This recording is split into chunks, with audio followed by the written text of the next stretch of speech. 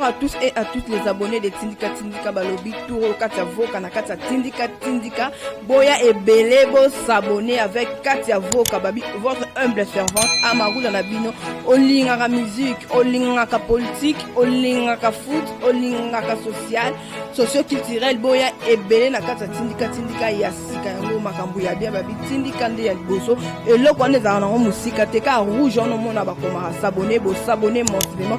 Pobozo Katia Voka Amarula no politique na obeta c'était la politique boya ebele yasika tomona ni ciao.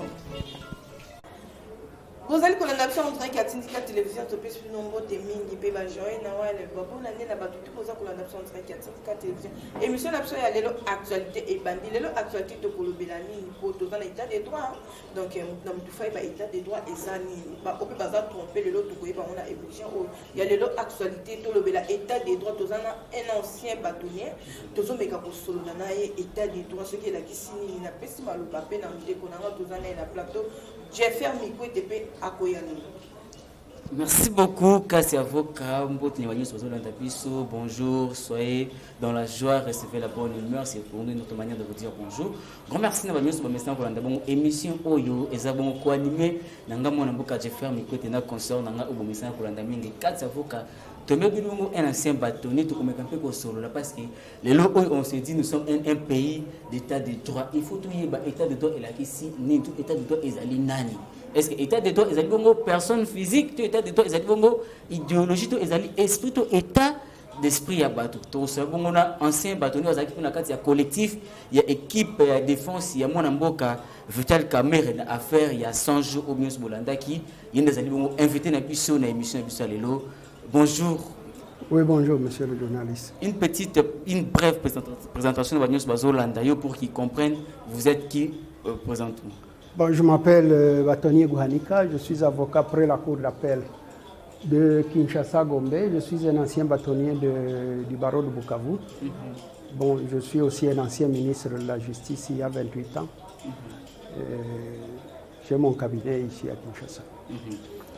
Vous êtes un ancien ministre de la Justice, ça fait au moins 25 ans, ancien bâtonnier. Vous faites aussi partie de ces grands collectifs. Il y a Défense, il y a Monamboka Vital Caméra, une affaire, il y a 100 jours. Donc, vous avez de l'expérience en matière, il y a justice, il y a droit. Expliquez-nous, c'est quoi un état de droit?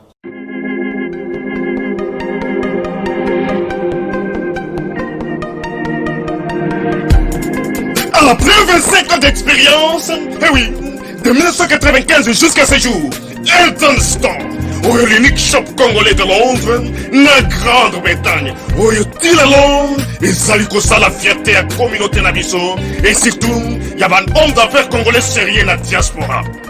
Oh yes, yes, yes, yes.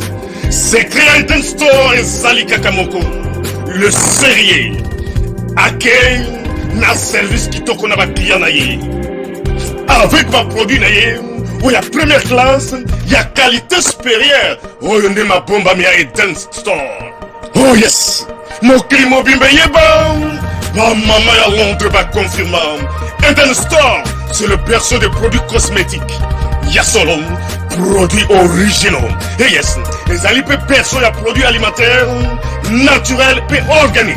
Au travers de nos produits cosmétiques, Eden Store détient le secret. Secret ya solo, où ya poso ya maman moi c'est qui toko. Poso ya moi so penza basali kolula, poso ya moi so mobala kotala ya lembate. Poso so kotamboli masanga sima. Eh oui, yango ne ba produit zo tekama na kati Eden Store. Na ba produit alimentaire, où ya Eden Store, yango de secret ya cuisine ya maman congolaise. Eh oui, nyonso ko so penza mobali na yo ezali. Pondu, matembele, ngai, ndole, fumbwa, ndunda, bilembwe, oyo nyonso penza, oyo kobonga pona cuisine na ezali. Oh yes, yes, yes. Olingi mobali na yo asepela na yo libela na libela. Olingi mobali na yo atala kayo lokola mwasi azali kolula sika. Oh yes. Olingi mobali na si sabiloko nyonso tela kaye na mesa. Secret zali kaka moko. Eden Store.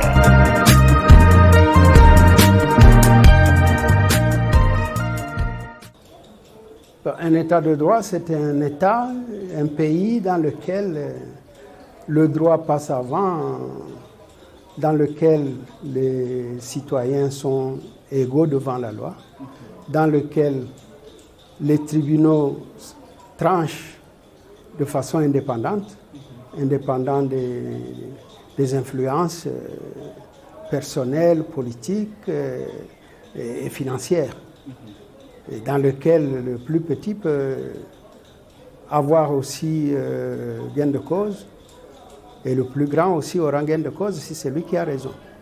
Voilà l'état de droit.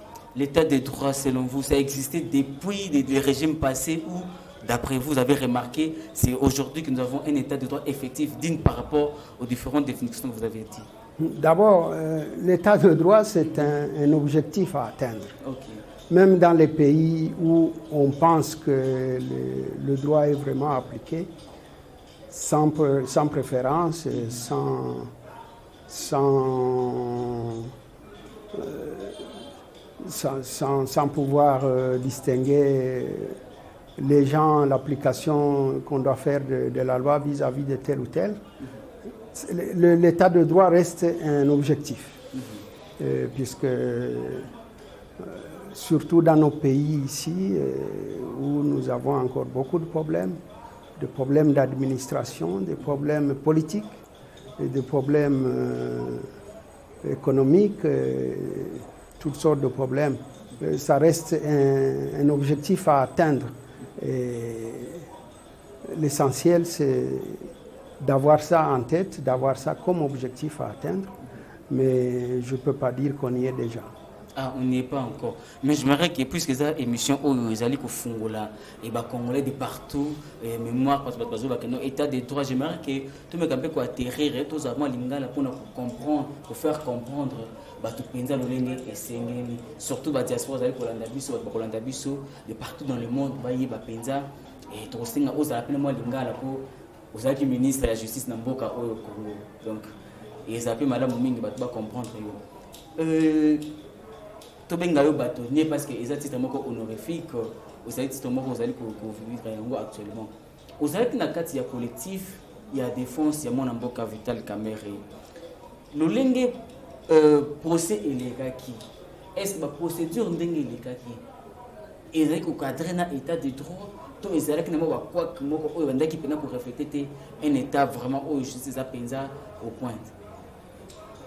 Bon, si vous aviez suivi notre réaction, la réaction de l'un ou l'autre du collectif sur vos chaînes, sur vos médias, vous constaterez que nous avons toujours dit que le droit n'est pas respecté dans cette procédure. Nous avons toujours dit que ça ressemble un peu à un procès politique. Si c'était un procès ordinaire, Kamerhe n'avait même pas besoin d'avocat. Quand vous lisez le dossier du début à la fin, de la fin au début, il n'a même pas besoin d'avocat. Même un profane peut trancher cette affaire-là. Lorsque vous dites que Vital Kamerhe n'aurait pas besoin des avocats, oui, il y a des témoins qui témoignent à la défaveur de Vital Kamerhe. Je ne sais pas, mais moi c'est ce que je vous dis. Il n'a même pas besoin d'avocat. Si on devait suivre la procédure, si on devait suivre les pièces qui sont dans le dossier, elles sont claires et nettes. Elles sont claires. Par rapport à quoi? Parce qu'il l'avait volé. Claire et nette, il n'a pas volé justement. Il a toujours demandé. Les avocats ont toujours demandé. Dites-nous, montrez-nous les preuves. Les preuves du détournement. Aucune preuve n'a été montrée. Celui qui était chargé d'acheter les maisons a même dit, son prévenu, donc Jamal, il dit, mais moi j'ai reçu l'argent. L'argent que j'ai reçu, c'est 57 millions. C'est sur mon compte. J'ai acheté les maisons, elles sont à tel endroit, à tel endroit, à tel endroit. Mais pourquoi vous poursuivez cet homme? Le gouvernement lui-même, il y a, je crois, 2 mois, a dit publiquement, après une rencontre, après une réunion du gouvernement, a déclaré que les maisons étaient stockées dans des douanes étrangères, notamment à Lobito et à Dar es Salaam, et que l'État doit aller les chercher. Donc ces maisons ont été achetées. Et alors on les poursuit, pourquoi? C'est pour ça que je dis que c'est un dossier dans lequel il n'a même pas besoin d'avocat. Oui, Sumbaka, puisque le gouvernement l'a même reconnu il y a 2 mois. Après, ils ont témoigné quoi? Ils ont témoigné quoi? Est-ce qu'il y a quelqu'un qui est venu dans ce procès-là et que vous avez entendu dire oui, j'ai vu Kamere prendre l'argent sur tel compte? Ou bien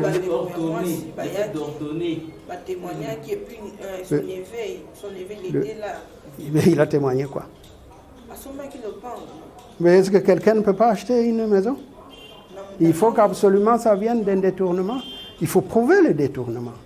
Il faut prouver que la personne que vous poursuivez a effectivement pris l'argent de l'État. Vous lui montrez les preuves. Vous lui montrez, et c'est des preuves écrites. Si c'est des sommes qui sont passées par les banques, c'est quand même des grandes sommes. Mais il faut montrer les pièces par lesquelles cette personne est allée percevoir cet argent, par lesquelles cette personne est allée prendre cet argent, le mettre sur son compte ou le mettre dans sa poche. C'est ça les preuves que nous on attend, on ne les a pas vues. Comme il a raison, ce n'est pas lui-même, ce n'est pas lui qui va trancher. Il attend que justement l'état de droit tranche. Nous ne pouvons que demander tout le temps, nous n'avons fait que ça. On demande que la loi soit dite correctement et qu'on mette ces gens dehors, puisqu'ils n'ont rien fait de spécial. Ils n'ont rien fait de mauvais, ils n'ont jamais volé l'argent. Lorsque vous êtes en charge d'une affaire et que c'est vous qui ordonnez, c'est vous qui donnez les ordres, et que les ordres ne sont pas bien respectés. Ce n'est pas nous qui donnons les ordres. Non, je dis par rapport nous ne sommes que les auxiliaires de la justice. Nous montrons aux juges, nous aidons à la découverte de la vérité. Si nous ne sommes pas suivis, vous voulez qu'on aille se battre ou qu'on fasse la guerre? On doit user à ce moment-là seulement des droits de recours. Et c'est ce que nous ne faisons que ça.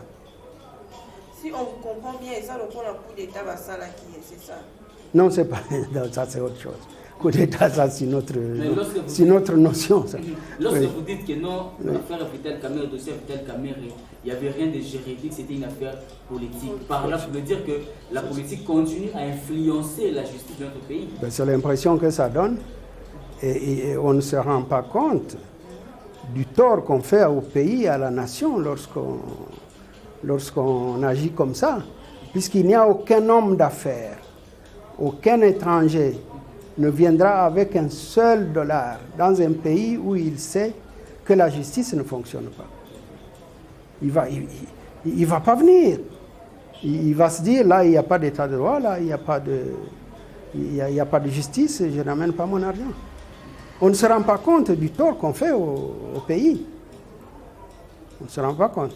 Donc, je voulais dire qu'actuellement, là, nous n'avons pas une bonne justice dès lors que la politique continuera à influencer cette justice-là. Mais c'est évident, ça. C'est évident. Tant que le juge ne sera pas indépendant, économiquement, personnellement et moralement et politiquement, eh bien, l'état de droit sera très difficile à asseoir. Mais il a coexisté déjà l'état de droit. Pardon? Il a coexisté déjà l'état de droit dans ce pays.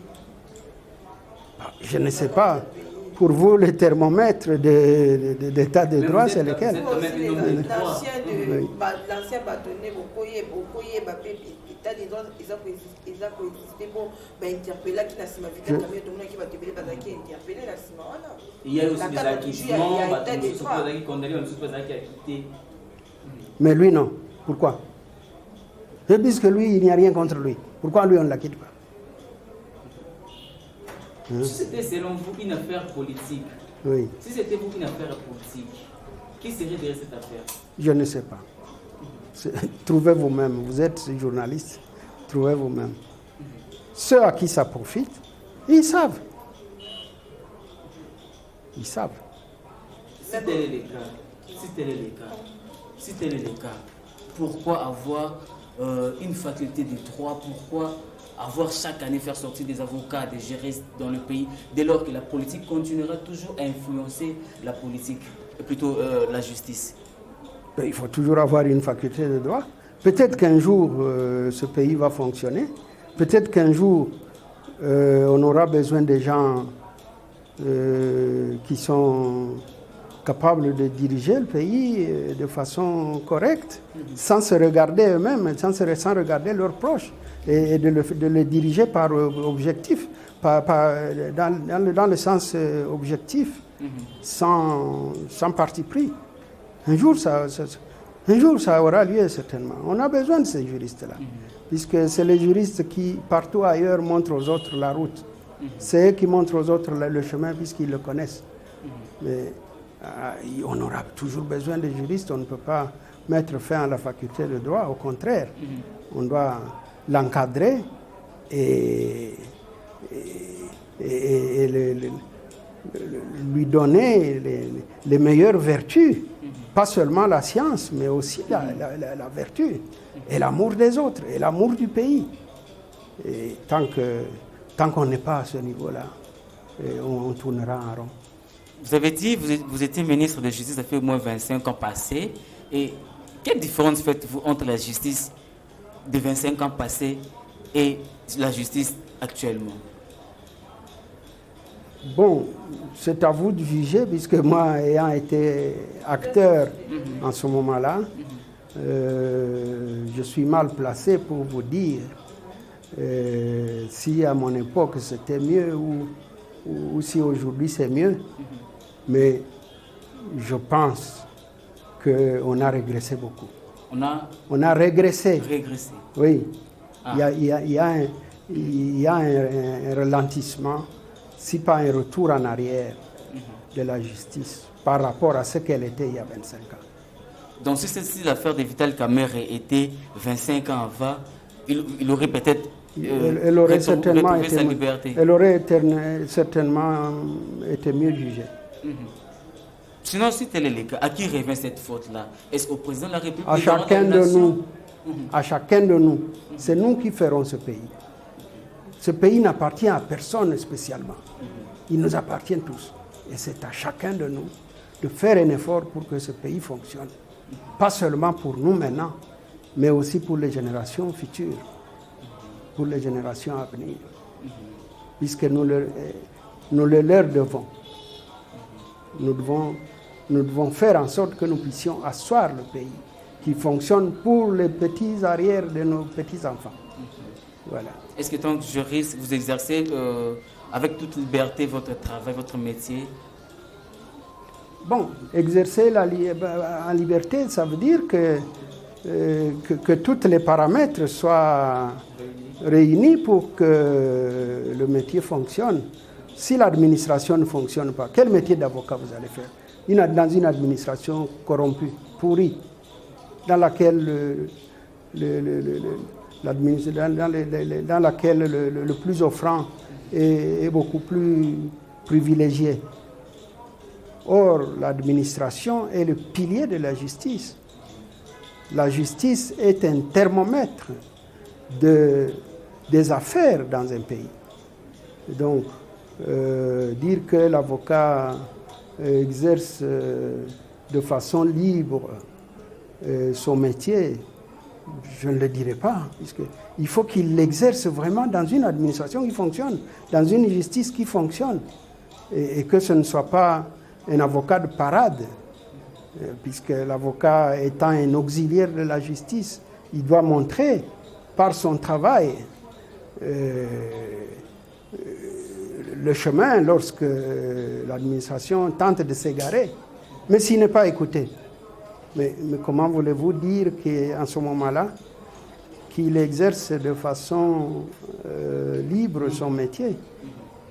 Si déjà il n'est pas libre économiquement, il n'est pas libre politiquement, il n'est pas libre moralement, et l'administration dans laquelle il fonctionne ne lui facilite pas la tâche. Mais comment voulez-vous qu'il exerce librement son travail? Voilà. Ok, Papa Za, ancien premier ministre de la justice, puis l'ancien bâtonnier, tout le monde qui est présent à consulter qui bâtonnier, aux qui occasion à consultation à la palais de la nation. Personne ne m'a cherché. Comment ça? Mais on ne m'a pas cherché, je ne suis pas allé. Vous n'avez même pas songé à écrire ou soit à chercher Non, vous-même l'invitation parce qu'il y a des gens qui ont cherché l'invitation. Non, on ne fait pas des choses pareilles. Ils savent où nous sommes, ne vous en faites pas.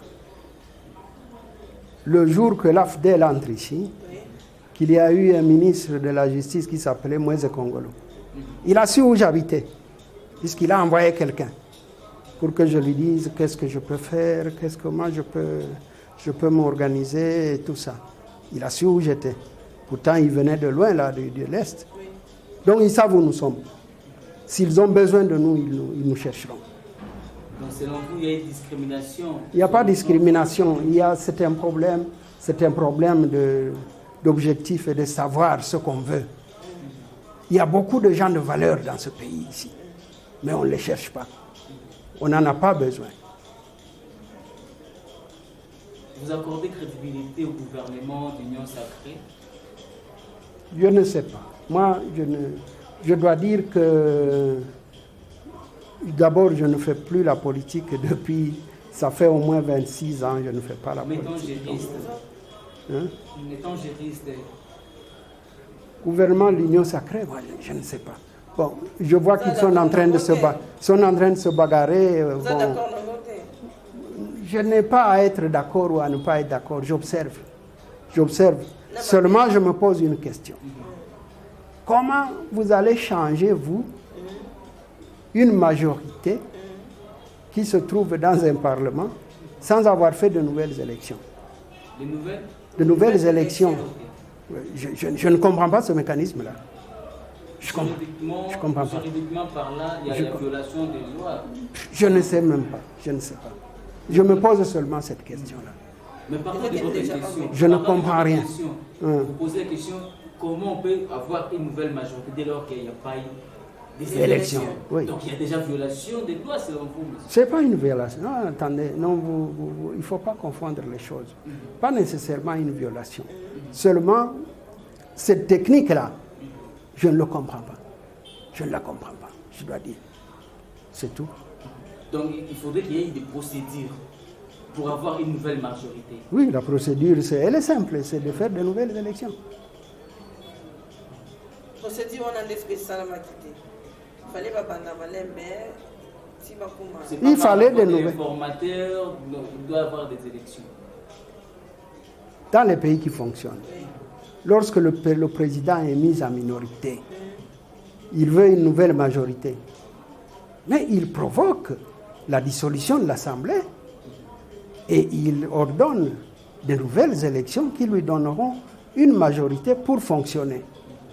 Alors vous me demandez, que pensez-vous de l'Union Sacrée? Est-ce que la majorité ne sera pas formée? Moi je vous dis, je ne connais pas cette technique-là. Oui. Donc à vous entendre parler, pour bien vous comprendre, on ne peut pas avoir une nouvelle majorité sans faire plein mandat. Non. Si en plein mandat c'est possible. Mais il faut faire de nouvelles élections. Il faut provoquer de nouvelles élections. Là, en ce moment-là, le président a la facilité d'avoir une nouvelle majorité qui va lui permettre de fonctionner. Oui. Donc par là, vous faites aussi partie de ceux-là qui disent que non, le chef d'État viole intentionnellement la Constitution. Non, lorsque vous dites que non, comment on peut avoir une nouvelle majorité dès lors qu'on n'a pas eu des élections? Ne me faites pas dire ce que je n'ai pas dit. La Constitution prévoit que pour avoir la nouvelle majorité, il faut faire de nouvelles élections. N'est-ce pas? Il faut dissoudre l'Assemblée et on a de nouvelles élections. Pas selon moi. Selon les techniques, ces techniques existent depuis des années, si pas des millénaires. Ces techniques démocratiques, ce n'est pas nous qui les inventons ici. Au fur et à mesure, je ne connais pas dans l'histoire, moi, où on va avoir une nouvelle majorité sans avoir provoqué des élections. Quelle garantie vous allez avoir que quelqu'un qui se dit FCC, qui a été élu en cette qualité-là, va maintenant aller avec vous et pas avec son FCC dans lequel il a toujours travaillé? Je ne comprends pas, moi. Donc il y a hypocrisie dans ces cas. Si tel est le cas, je ne sais pas. Il y a hypocrisie. Je ne sais pas. Donc on risquerait d'avoir une majorité hypocrite. Je dis seulement que je ne comprends pas. C'est tout. Une majorité où tout le monde cherche à conserver son travail, à conserver son poste, à conserver... Puisque moi j'ai peur que nos politiciens, ce qui les guide, c'est peut-être des intérêts personnels, égoïstes, leur poche, leur ventre. Mais lorsque on se dit député, qu'on travaille donc pour un peuple, qu'on travaille pour les gens qui vous ont élus, si ces gens-là vous ont élus dans tel cadre, mais vous devez fonctionner dans ce cadre-là. Et du jour au lendemain, vous décidez, vous, individu, non, je ne suis plus ceci, je deviens cela. C'est ça que je ne comprends pas. Puisqu'on ne parle plus de cette coalition FCC-CAJ, quelle a été votre position personnelle, votre avis, lorsque la coalition existait encore? Moi, je ne suis pas dans cette coalition. Non, je demande votre avis. C'était quoi votre avis, votre pressentiment par rapport à cette coalition? Vous êtes aussi parmi ceux-là qui étaient contre, bien que vous êtes apolitique. Par leur manière de faire les choses. Vous étiez pour ou contre cette coalition? Nous, on les observe. On nous apprend qu'il y a coalition, nous, on observe. Nous sommes la population.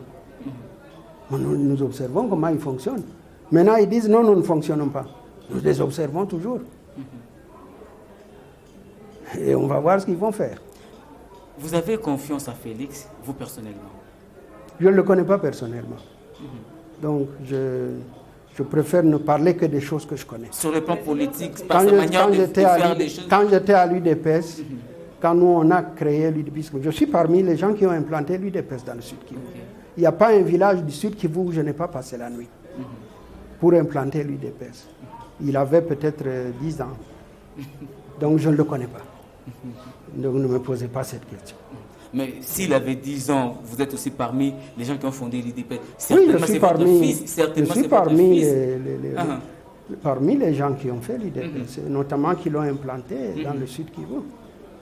Mais les jeunes gens qui sont au pouvoir maintenant, si vous me demandez à propos d'eux, je ne les connais pas encore. Mais vous connaissez au moins Papa Etienne Tshisekedi? Ah oui, je le connaissais, oui. Est-ce que Félix, même de loin, il reflète son père que vous avez connu, le fait Papa Etienne Tshisekedi? Du point de vue idéologique, vous êtes un ancien de l'UDPS, l'UDPS c'est l'idéologie. Est-ce que ce qu'il fait actuellement là, ça cadre avec l'idéologie de l'UDPS dont vous êtes les cofondateurs, parmi les fondateurs? Bon, si je ne sais pas dans quelle mesure c'est toujours le même UDPS. Il y a 30 ans, je ne sais pas si l'UDPS d'il y a 30 ans et l'UDPS d'aujourd'hui, pour vous, c'est la même chose. Donc c'est difficile pour moi de juger ces choses-là. Je préfère ne pas en parler. Oui. C'était quoi les idéaux de l'UDPS? Les idéaux, c'était de chasser la dictature, c'était d'installer un état de droit, c'était d'installer une démocratie et de faire les choses autrement que Mobutu ne le faisait. Et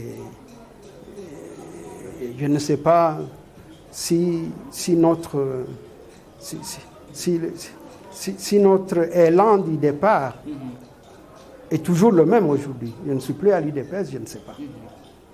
Vous avez dit parmi les idéaux de l'UDPS, c'était mettre le système de Mobutu, la dictature, hors Zaïre, hors état de nuit. Est-ce qu'après Mobutu, le pays a connu encore un système dictatorial, d'après vous? Après Mobutu, il y a eu la guerre, vous le savez. Et donc, ce n'est pas après une guerre que vous installez une démocratie. Ce n'est pas après une guerre que vous installez une démocratie. Dans tous les pays, c'est connu ça. Donc, pour moi, il y a eu tellement de choses, tellement de changements que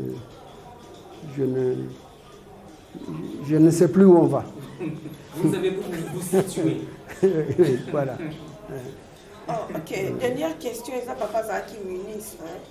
Différence ni eza Nathan on a bien mosala qui Nathan oya le lenge ba ndeko ba ministre bazo sala mosala. Je ne sais pas comment il travaille actuellement. Je n'ai même jamais été dans un bureau des ministres. L'actuelle justice s'est retombée.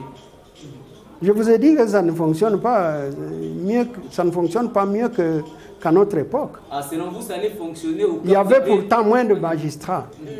Il y avait moins de magistrats, mais je ne crois pas que ça fonctionne mieux qu'à l'époque. Donc, et nous, ils ont changé. Voilà, nous sommes à la fin de notre émission de Jeffer Assis. Merci beaucoup. Nous sommes pratiquement à la fin. Un dernier message. Vous avez dit que vous êtes un ancien de l'UDPS. Si l'occasion se présente pour vous aujourd'hui de lancer un message particulier au chef de l'État, parce que c'est votre fils quand même, vous l'avez connu, il avait 10 ans, vous avez connu son père, le frère Étienne Tshisekedi. S'il faut aujourd'hui lancer un message au chef d'État par rapport aux idéaux de l'UDPS. Bon, le message que je peux lui lancer, c'est de revenir aux idéaux, aux idéaux de l'UDPS et de réunifier l'UDPS. Puisque l'UDPS est en lambeaux aujourd'hui. Il y a au moins 6 ou 7 particules de l'UDPS. S'il réunifie tous ces gens-là, ce sera une force comme celle avec laquelle nous avons bousculé Mobutu. Mais dans une famille, il y a toujours des problèmes. Si on veut réunifier une famille, on ne regarde pas le passé. On regarde vers quel avenir on va. Et c'est là qu'il doit regarder. Et ne pas se faire prendre en otage par une diaspora ou des gens qui viennent d'une diaspora. Il est le père de tout le monde dans cette UDPS-là, y compris ceux qui n'y sont plus, mais qui ont travaillé pour l'UDPS. Et je dois vous dire qu'il y a beaucoup de valeurs. Il y en a qui vivent encore parmi nous. Certains sont morts malheureusement. Mais ceux qui existent encore, la bonne volonté de travailler pour ce pays, ce n'est pas tard qu'il réunifie l'UDPS. Il m'en donnera des nouvelles. Merci beaucoup. Voilà, je rappelle que sur ce plateau, nous avons reçu pour vous un ancien ministre de la Justice, ça fait au moins 25 ans passé, un ancien bâtonnier qui est concernant cette affaire de Vital Kamerhe et puis tout l'état de droit Isaline. Je pense qu'après 6 points de vue, et puis il a lancé un message au chef de l'État, il y a réunifier l'IDPS à l'idéologie, tout l'idéo, l'IDPS et surtout qu'on a un état de droit aux appels effectifs et puis ils ont un état de droit physique ou de santé plutôt qu'ils ont un simple slogan. Merci beaucoup, Kassavo Kanatiki Mondotola. Voilà, comme il a ce émission, tu peux suivre le mot de 5 000 vraiment boya et bon s'abonner et ça la pensa bien aimé qui va déjà s'abonner pour tout le monde qui peut appeler et nana qui n'a et ça les bisous bien là qu'est-ce qui est moussala et zo salama à rifin qui sont na pression bambo te belé à papi qui est bambo te et puis derrière la caméra na pression junior mbouimbo de caméraman privé tout le monde est la prochaine émission bye.